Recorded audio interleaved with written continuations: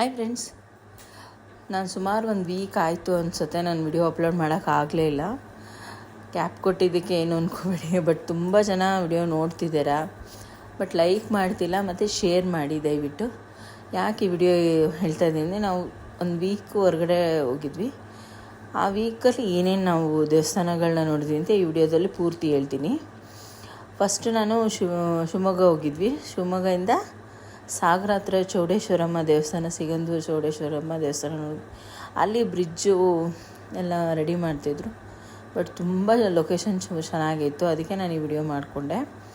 First ಸಿಗಂದೂರಲ್ಲಿ ಹೋಗ್ಬಿಟ್ಟು ದೇವಸ್ಥಾನ, ಎಲ್ಲಿ ಒಳಗಡೆ ದೇವಸ್ಥಾನದ ಒಳಗಡೆ ಎಲ್ಲೂ ಕ್ಯಾಮ್ರಾ ಅಲ್ಲೂ ಇಲ್ಲ, ಎಲ್ಲೂ ದೇವಸ್ಥಾನದ ಒಳಗಡೆ ವಿಡಿಯೋ ಮಾಡೋಕ್ಕಾಗಲ್ಲ. ಬಟ್ ಹೊರಗಡೆಯಿಂದ ನಾನು ಏನು ಪರ್ಮಿಷನ್ ಇದೆ ಅಷ್ಟು ಮಾತ್ರನೇ ವಿಡಿಯೋ ತೆಗ್ದಿದ್ದೀನಿ.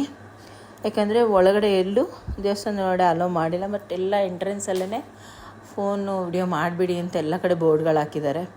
ಸುಮ್ಮನೆ ಯಾಕೆ ವಿಡಿಯೋ ಮಾಡೋದು ಅಂದ್ಬಿಟ್ಟು ನಾನು ತುಂಬ ಜಾಗದಲ್ಲಿ ವಿಡಿಯೋನೇ ಮಾಡಲಿಲ್ಲ.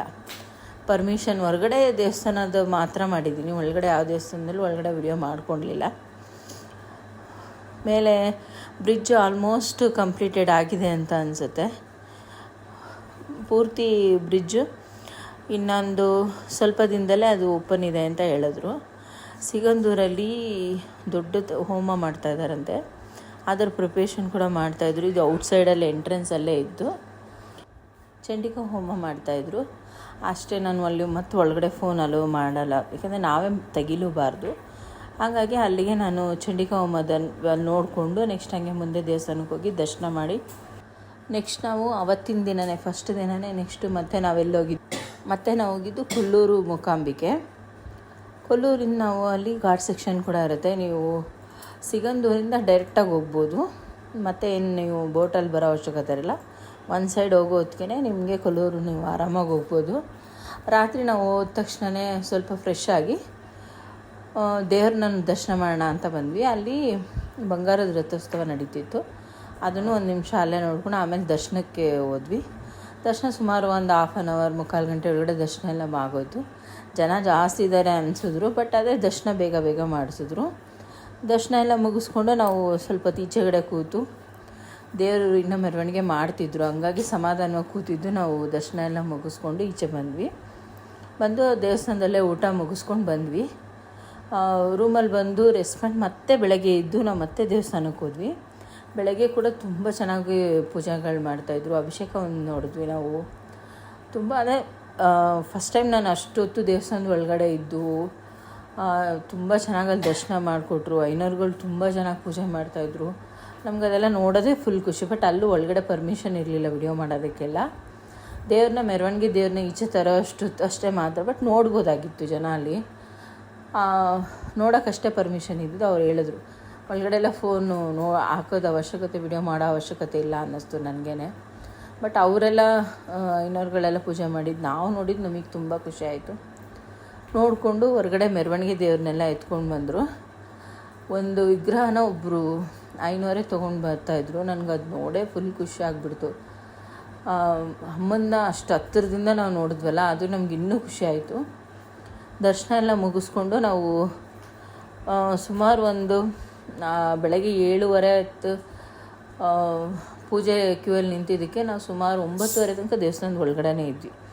ಅಲ್ಲೆಲ್ಲ ಒಳಗಡೆ ನೋಡಿಕೊಂಡು ಈ ಹೊರಗಡೆ ಬರೋಕ್ಕೆ ಮನಸ್ಸಾಗ್ತಿಲ್ಲ, ತುಂಬ ರಶ್ ಇತ್ತು. ರಶ್ ಎಷ್ಟೇ ಇದ್ರೂ ಒಳಗಡೆ ತುಂಬ ದೇವಸ್ಥಾನಗಳಿದೆ. ಗಣೇಶನ ದೇವಸ್ಥಾನ, ಈಶ್ವರನ ದೇವಸ್ಥಾನ ಮತ್ತು ಆಂಜನೇಯ ಸ್ವಾಮಿ ದೇವಸ್ಥಾನ, ಆ ಥರ ತುಂಬ ದೇವಸ್ಥಾನಗಳಿತ್ತು ಒಳಗಡೆ. ಎಲ್ಲ ದೇವಸ್ಥಾನಗಳನ್ನ ದರ್ಶನ ಮಾಡಿ ಅಲ್ಲಿ ಒಂದು ಜಾಗದಲ್ಲಿ ದೀಪ ಹಚ್ಬೋದು. ಮತ್ತು ನೀವು ಏನು ಸೇವೆ ತೊಗೊಂಡ್ರೂ ಪ್ರತಿಯೊಂದು ಸೇವೆಗೂ ಒಂದೊಂದು ಪ್ರಸಾದಗಳಿರುತ್ತೆ. ಮತ್ತು ತುಂಬ ವ್ಯವಸ್ಥೆಯಾಗಿ ಮಾಡಿದ್ದಾರೆ.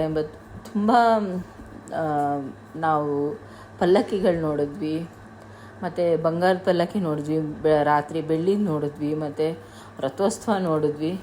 ತುಂಬ ಚೆನ್ನಾಗಿತ್ತು ನಮಗೆ ಫಸ್ಟ್ ಎಕ್ಸ್ಪೀರಿಯೆನ್ಸ್. ನನಗೂ ಇಷ್ಟು ಅಂದರೆ ಇದು ಮುಂಚೆ ಕೂಡ ದೇವಸ್ಥಾನಕ್ಕೆ ಹೋಗಿದ್ದೀನಿ, ಬಟ್ ದರ್ಶನ ಮಾಡ್ಕೊಂಡು ಬೇಗ ಬಂದುಬಿಡ್ತಿದ್ವಿ. ಬಟ್ ಈ ಸಾರಿ ನನಗೆ ತುಂಬ ಲಾಂಗ್ ಟೈಮ್ ಒಳಗಡೆ ಇದ್ದು ತುಂಬ ಖುಷಿಯಾಯಿತು. ದೇವಸ್ಥಾನದ ಒಳಗಡೆ ಇದ್ದಾಗ ಎಲ್ಲ ದೇವಸ್ಥಾನ ದರ್ಶನ ಮಾಡಿ ನಾವು ಈಚೆ ಬರೋತ್ತಿಗೆ ಸುಮಾರು ಹೊತ್ತಾಯಿತು. ಆಮೇಲೆ ಹೊರಗಡೆ ಬಂದು ಒಂದು ಸ್ವಲ್ಪ ಹೊತ್ತಿಗೆ ರೂಮ್ ಚೆಕ್ಕಿನ್ ಹೋಗಿ ನಾವು ನೆಕ್ಸ್ಟು ಹೋಗಿದ್ದು ಶೃಂಗೇರಿ ಹೋಗಿದ್ದು. ಹೋಗುವಾಗ ಮಾತ್ರ ಶೃಂಗೇರಿಯಿಂದ ಹೊರಡುವಾಗ ತುಂಬ ಘಾಟ್ ಸೆಕ್ಷನ್ಸ್ ಇತ್ತು. ಮತ್ತು ನಮಗೆ ಲೊಕೇಶನ್ ನೋಡೋಕ್ಕೆ ತುಂಬ ಚೆನ್ನಾಗಿರ್ತಿತ್ತು. ಸ್ವಲ್ಪ ಕ್ಲಿಪ್ಪಿಂಗ್ ಮಾತ್ರ ತೊಗೊಂಡಿದ್ದೀನಿ ಅಷ್ಟೇ, ನಾನು ಜಾಸ್ತಿ ತೆಗಿಯೋಕ್ಕಾಗಲಿಲ್ಲ. ಅಲ್ಲಿ ನಾವು ಹೋಗಿ ಶೃಂಗೇರಿ ದರ್ಶನ ಮಾಡಿ ಇನ್ನೇನು ಔಟ್ಸೈಡ್ ಬರಬೇಕು ನಾವು, ಅಷ್ಟೊತ್ತಿಗೆ ಮಳೆ ಶುರುವಾಯಿತು. ಬಟ್ ತುಂಬ ಚೆನ್ನಾಗಿತ್ತು ಮಳೇಲಿ ಕೂಡ. ಅಂದರೆ ನಾವು ಬೆಂಗಳೂರಲ್ಲಿ ಏನಂತ ಮಳೆಯಲ್ಲೆಲ್ಲ ನೆನೆಯಲ್ಲ, ಬಟ್ ಅಲ್ಲಿ ಮಳೇಲಿ ನೆನೆಯೋರು ತುಂಬ ಜನ ಇದ್ದು. ಸಣ್ಣ ಮಗು ಅಂತೂ ಪೂರ್ತಿ ಮಳೇಲಿ ನೆಂದಿದ್ದ ಆ ಹುಡುಗ. ನನಗೆ ಹುಡುಗ ಮಳೇಲಿ ನೆನೀತಿದ್ದು ನನಗೆ ತುಂಬ ಖುಷಿ ಆಯಿತು. ಬಟ್ ಅದನ್ನೆಲ್ಲ ನೋಡಿಕೊಂಡು ಸುಮಾರು ಒಂದು 3/4 ಗಂಟೆ ಹತ್ತತ್ರ ನಾವು ಮಳೆ ಹತ್ರನೇ ವೆಯ್ಟ್ ಮಾಡ್ಕೊಂಡು ಆರಾಮಾಗಿ ಅಲ್ಲೇ ಕೂತ್ಬಿಟ್ವಿ ಮಂಟಪದ ಒಳಗಡೆ. ತುಂಬ ಚೆನ್ನಾಗಿತ್ತು ಕೂಡ. ಸುಮಾರು ನಾವು ಅಲ್ಲಿ ಹೋಗೋದಕ್ಕೆ 3 ಗಂಟೆ ಆಗಿತ್ತು ಅಂದ್ಕೊಳ್ತೀನಿ. 3-3:30 6 ಗಂಟೆ ತನಕ ಅಲ್ಲೇ ಇದ್ವಿ ನಾವು. ಅಲ್ಲಿಂದ ನೆಕ್ಸ್ಟ್ ನಾವು ಹಂಗೆ ಹೊರಟಿದ್ದು ಅನ್ನಪೂರ್ಣೇಶ್ವರಿ ದೇವಸ್ಥಾನಕ್ಕೆ, ಹೊರನಾಡು ಅನ್ನಪೂರ್ಣೇಶ್ವರಿ. ಬಟ್ ಅಲ್ಲೂ ಕೂಡ ಲೊಕೇಶನ್ ದಾರಿಲಿ ನಿಮಗೆ ಮಳೆ ಬಿದ್ದಿತ್ತು, ಅಲ್ಲೆಲ್ಲ ನೀರೆಲ್ಲ ಬರ್ತಿತ್ತು. ಸುಮಾರು ಒಂದು 10 ನಿಮಿಷ ನಾವು ಅಲ್ಲಿ ನಿಂತು, ಮಕ್ಕಳು ಕೂಡ ಅಲ್ಲೇನು ಆಳ ಇರಲಿಲ್ಲ, ಜಸ್ಟ್ ರೋಡ್ ಸಮಾಗೆ ಇತ್ತು.